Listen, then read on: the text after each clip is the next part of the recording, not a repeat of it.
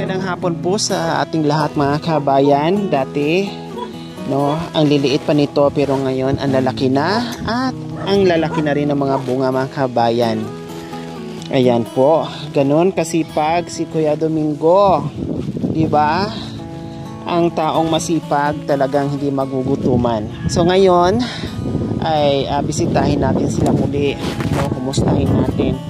At malayo pa lang talagang sinalubong na tayo ng mga gandang gulay. Wow, ang daming ampalaya ang daming bunga. Hello Kuya Domingo. Kumusta kayo dyan? Ang lalaki pala pinapahinog para magiging binhi na naman. Pag namatay, yun na naman ang gagawin niya. Ang dami Wow, ang daming bunga. Kuya Domingo, ang galing naman. Hello. Kumusta kayo Kuya Domingo? Ha? Gumagwapo kayo habang tumatagal. Anong sikreto? Si Nanay Imelda ba ang sikreto? Inspirasyon para lalong gumwapo si Kuya Domingo. Ang taba naman ng mo. Ang tawag nito? Langka.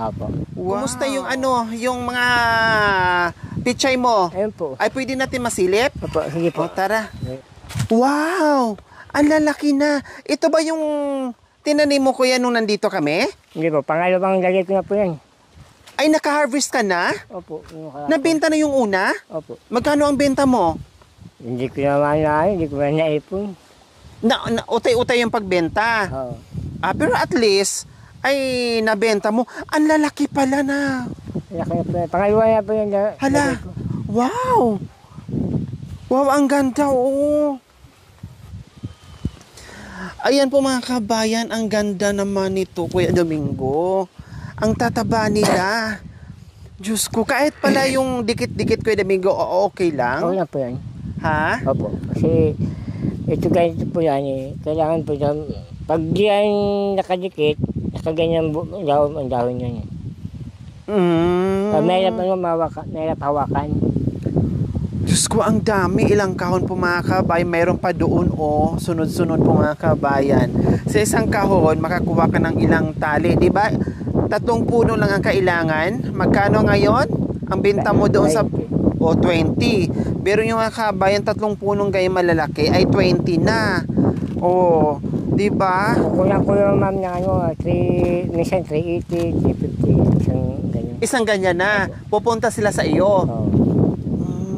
Kumbaga yung buyer pupunta para sila na ang mag-harvest, ganon? Pwede ako na po kumukuha. Bakit ito? May sobra dito. May bumili na. May bumili pa ako sa kapon Wow! Nakakatuwa naman si Kuya Domingo. No, kita nyo mga kabayan, ito 1, 2, 3, hanggang dito pwede nang maibenta, no? Opo. Pati ito Kuya Domingo pwede na din. Alanganin pa. 3 kahon pwede nang ibenta. Yung ito naman dito, ayan. 2 linggo po yan. Abutin pa ng 2 linggo dito, tapos ayan, mga 1 buwan pa yan doon kasi maliliit pa. Ganun po pala mga kabayan, no? Ganun po pala kalalaki yung mga peche pag naalagaan mo lang talaga. Tubig lang. Tubig lang po yan. Walang abono. Meron po. Meron. Abono at saka tubig kailangan. Tapos meron ka ng bagong dito. Ito na naman ang ililipat mo, Kuya. Opo. Dahil sa sipag ni Kuya Domingo, kumikita. Ito yung sinasabi ko po sa inyo mga kabayan. Kapag masipag ka lang at marunong ka magtanim, magtiyaga, Diyos ko, yung hirap mo talagang merong kapalit, no, na saya dahil hindi mo lang pagkain, no, hindi lang pangkain, kundi kumita ka pa. Tulad ng sinasabi ni Kuya Domingo, 1 kahon 380. No, so sa 1 kahon 380, mga ilang bigkis 'yon?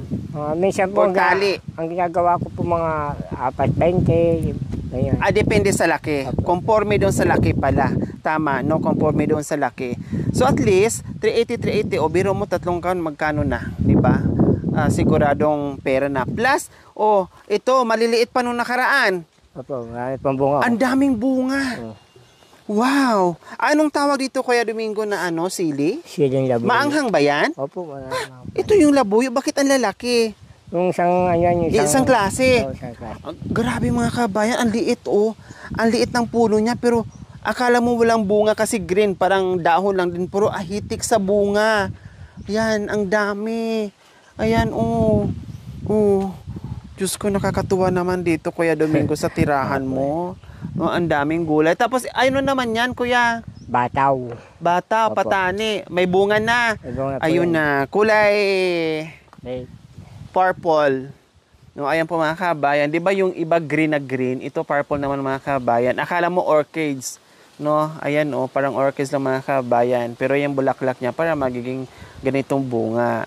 Oh, nung nakaraan wala din 'yan. Ngayon meron na naman siya. Oh, yung kalabasa natin wala pa. wala pa po eh. Wala pang bago. Nakita ko yung mga talong nyo ay lumalaki na. Ang lalaki ng mga talong. Dahil Kailang- bunga. Ha? Dahil bunga. May mga, ay marami pang bunga? O, kaya maliit pa po. Okay. Okay, so siyempre kami nandito kami bibili din ako ng ano Kuya Domingo. Chay. Mag-harvest tayo ng ano. Bibili ako ng Ayun po, isang kaon. isang kaon. Oh, sige. Ang dami po yan. Ang dami. Isang kaon po yan. Sige po. Wako kasi.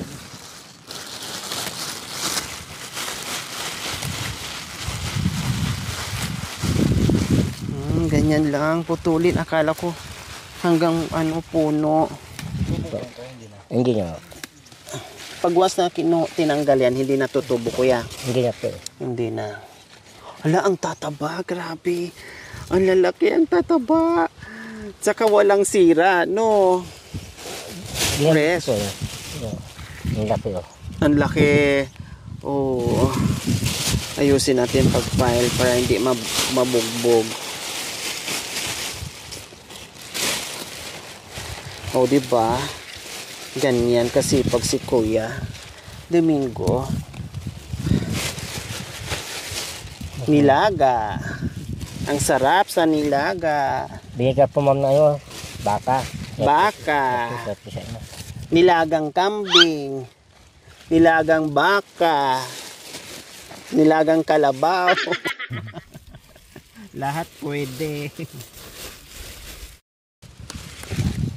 Wow, wow, wow.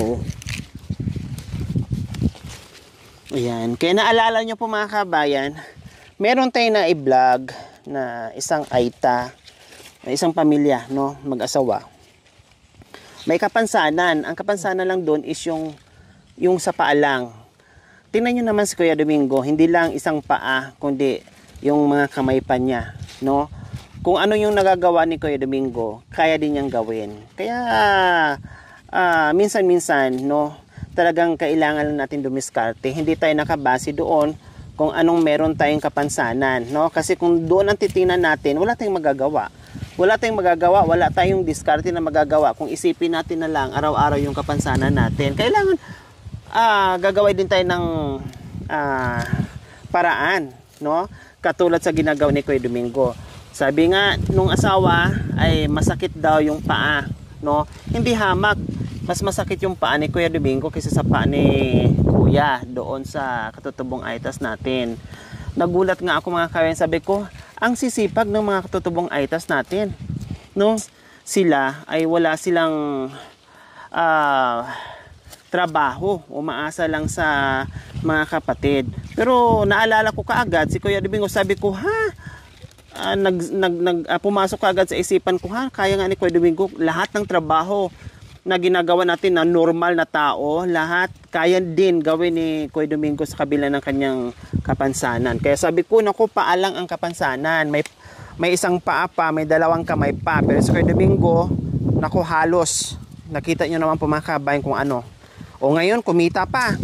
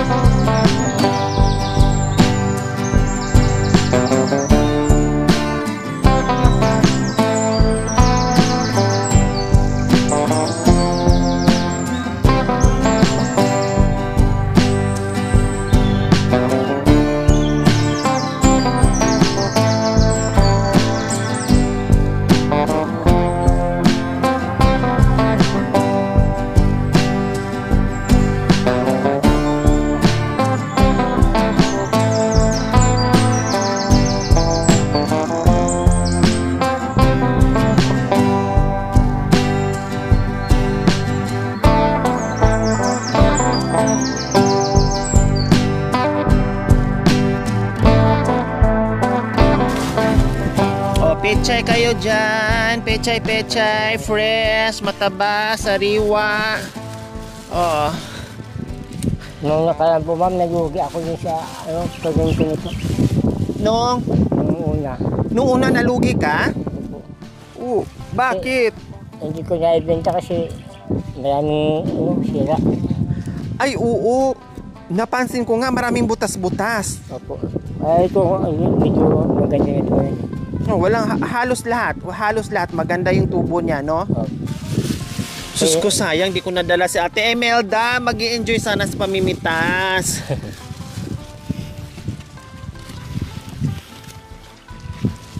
Naawa din ako din noon. Kay?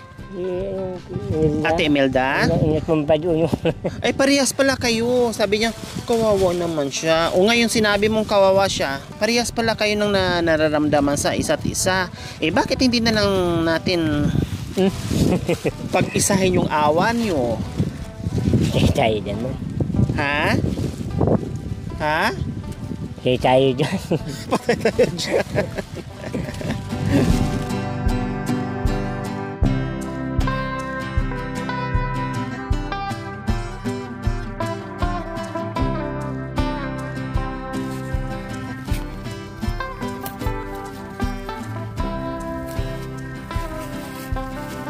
Kasi ma'am, ang gawa ko na yun, mawag po.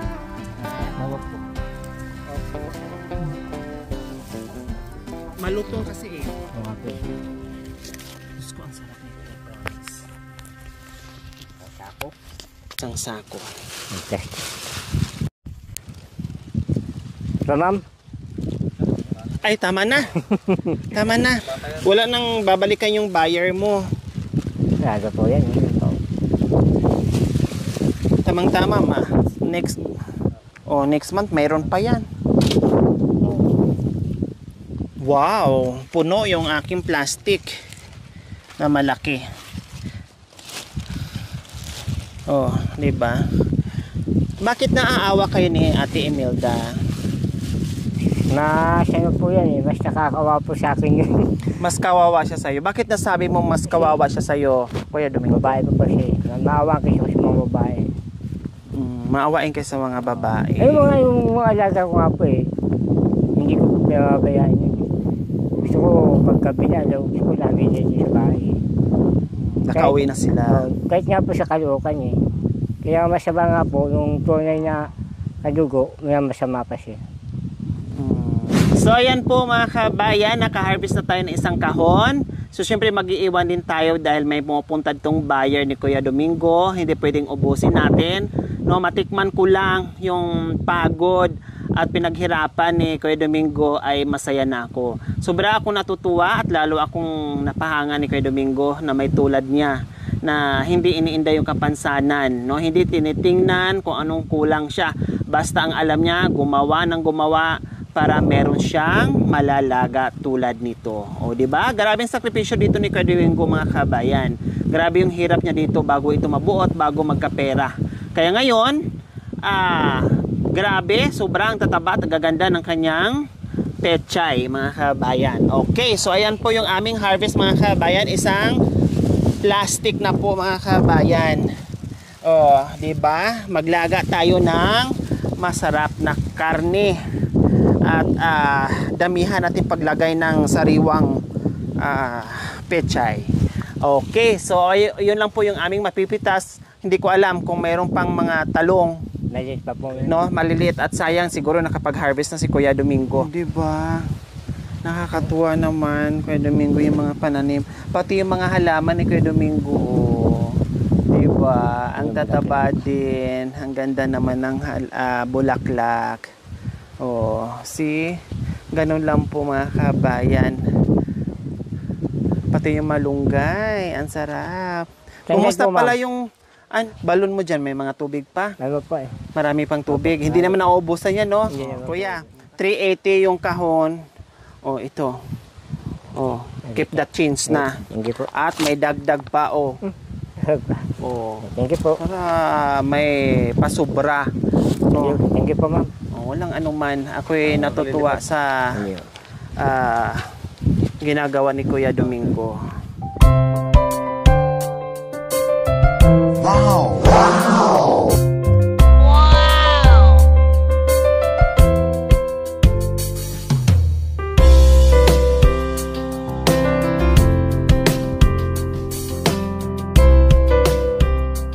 So, marami na naman nag-enjoy sa manood nito sa vlog namin ni Kuya Domingo. Alam ko matutuwa kayo sa nakikita nyo sa palibot, sa bahay kubo ni Kuya Domingo kung anong mga nakatanim. Tamang-tama, bahay kubo, kahit munti.